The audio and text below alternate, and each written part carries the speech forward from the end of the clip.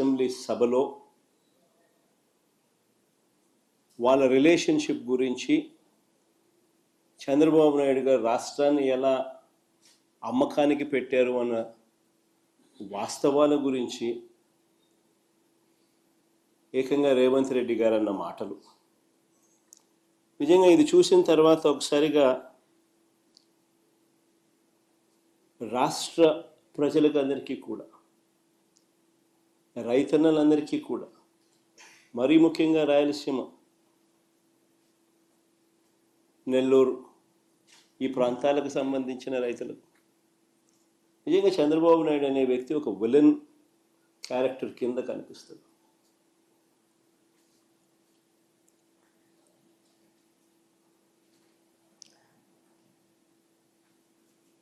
ఆ కుర్చీలో చంద్రబాబు నాయుడు గారు ముఖ్యమంత్రిగా కొనసాగుతూ తన సొంత రాష్ట్రాన్ని ఏ రకంగా తాకట్టు పెట్టాడు, రాష్ట్ర ప్రజలను తన స్వార్థం కోసం ఏ రకంగా తాకట్టు పెడతా ఉన్నాడు అన్నదానికి రేవంత్ రెడ్డి స్టేట్మెంట్లు సాక్ష్యాలు. నిజంగా బహుశా భారతదేశ చరిత్రలో ఇలాంటి చరిత్రహీనుడు బహుశా ఎవరూ ఉండకపోయి ఉండొచ్చు.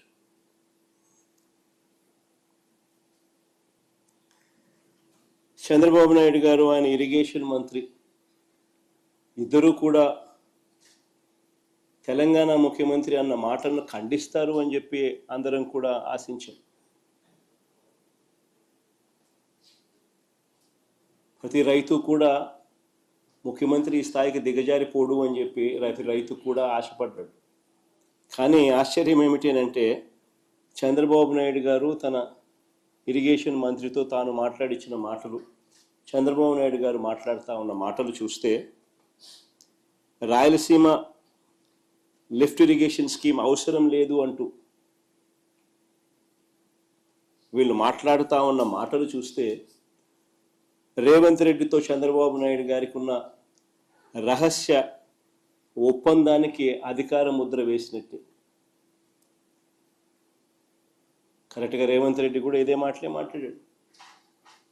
చంద్రబాబు నాయుడు కూడా ఆయన మంత్రి కూడా రాయలసీమ లిఫ్ట్ అవసరం లేదు అని అంటూ చంద్రబాబు నాయుడు బరి తెగించి మాట్లాడడం కూడా వాళ్ళిద్దరి మధ్య జరిగిన ఒప్పందానికి ఆమోద ముద్ర వేసినట్టే, అధికార ముద్ర వేసినట్టే. స్వలాభం కోసం ప్రజలకు ఎంతటి ద్రోహమైనా కూడా, ఎంతటి మోసమైనా చేయడానికి చంద్రబాబు నాయుడు అనే వ్యక్తి వెనకాడడు. తన స్వార్థం కోసం పిల్లనిచ్చిన మామను ఎన్టీ రామారావునైనా వెన్నుపోటు పొడుస్తాడు. తన స్వార్థం కోసం చంద్రబాబు నాయుడు జన్మనిచ్చిన సీమను కూడా ఏమాత్రం హెసిటేట్ చేయకుండా వెన్నుపోటు పొడుస్తాడు.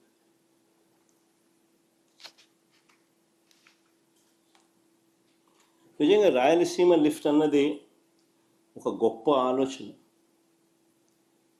ఒక గొప్ప ఉద్దేశం ఈ రాయలసీమ లిఫ్ట్ ప్రాజెక్టు వెనకాల ఉన్నమాట. కరువు కోరల్లో చిక్కుకొని ఉన్న రాయలసీమ ప్రాంతం, వ్యవసాయం ప్రశ్నార్థకరం అయిన పరిస్థితులు, తాగడానికి మంచినీళ్ళు కూడా ఒక్కొక్కసారి దొరకని పరిస్థితి.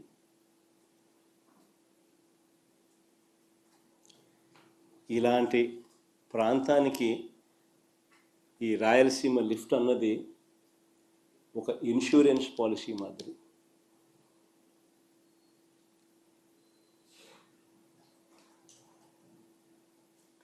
రాయలసీమకు, నెల్లూరుకు, చెన్నైకి ఇది సంజీవిని వంటిది.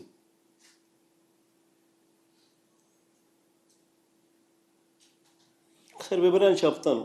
అసలు అందరూ కూడా ఆలోచన చేయమని చెప్పి కొడతా ఉన్నాం. ఎందుకనంటే ఇది ఆలోచన చేయదగ్గ అంశం కాబట్టి. శ్రీశైలం ఫుల్ కెపాసిటీ లెవెల్ 885 అడుగులు.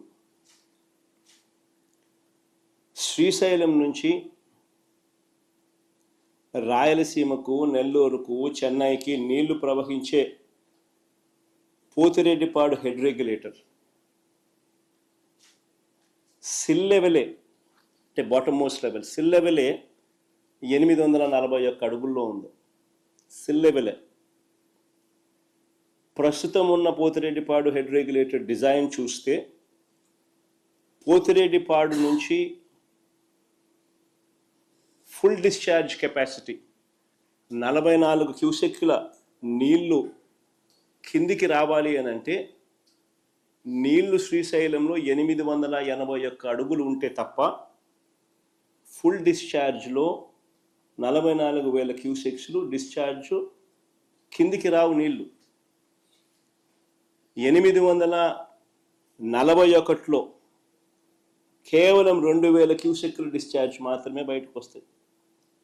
854కు పోతే కేవలం 7,000 క్యూసెక్లు మాత్రమే డిశ్చార్జ్ బయటకు వస్తుంది.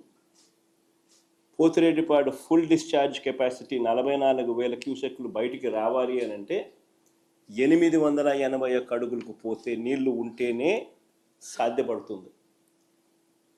Srisailam full capacity level 885.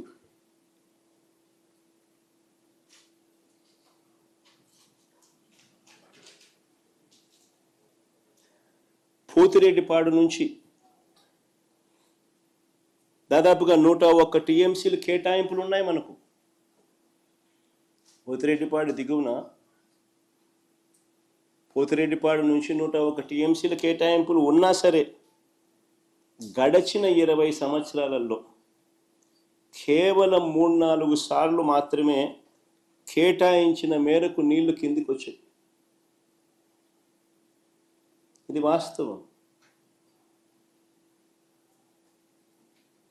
అందరూ ఆలోచన చేయాల్సిన వాస్తవం ఇది. 20 సంవత్సరాలలో కేవలం 3-4 సార్లు మాత్రమే కేటాయించిన నీళ్లు కిందికి రావడం జరిగింది కేటాయింపుల మేరకు. ఇలాంటి దుర్భరమైన పరిస్థితిలో ఇప్పటికే ఒక వైపున ఉండగా మరోవైపున 2015లోనే, అంటే ఇక్కడ చంద్రబాబు నాయుడు గారు రాష్ట్రం విడిపోయింది, ఇక్కడ చంద్రబాబు నాయుడు గారు ముఖ్యమంత్రిగా ఉన్నారు, అక్కడ తెలంగాణ ప్రభుత్వం అటువైపున 2015లో కేసీఆర్ గారు అక్కడ ముఖ్యమంత్రిగా అప్పట్లో ఉన్నారు. కల్వకుర్తి లిఫ్ట్ కెపాసిటీని 25 టీఎంసీల నుంచి 40 నుంచి 50 టీఎంసీలకు పెంచాడు. పెంచడానికి శ్రీశైలంలో 802 అడుగుల నుంచే నీళ్లు డ్రా చేయడానికి పనులు చేపట్టారు. 802 అడుగుల నుంచి నీళ్లు డ్రా చేయడానికి పనులు మొదలుపెట్టారు అక్కడ తెలంగాణ గవర్నమెంట్. మరోవైపున దీనికంటే ఇంకా కొంచెం తక్కువగా 800 అడుగుల్లోనే మరో 2 టీఎంసీలు రోజుకు డ్రా చేసే కెపాసిటీతో పాలమూరు రంగారెడ్డి దిండి ప్రాజెక్టు పనులు కూడా మొదలుపెట్టారు.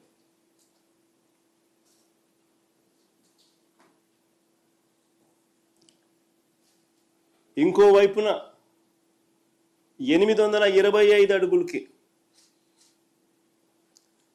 ఎస్ఎల్బిసి నుంచి మరో 40 టీఎంసీలు తీసుకెళ్లే నిర్మాణ పనులు కూడా ఒకవైపున సాగుతూ ఉన్నాయి.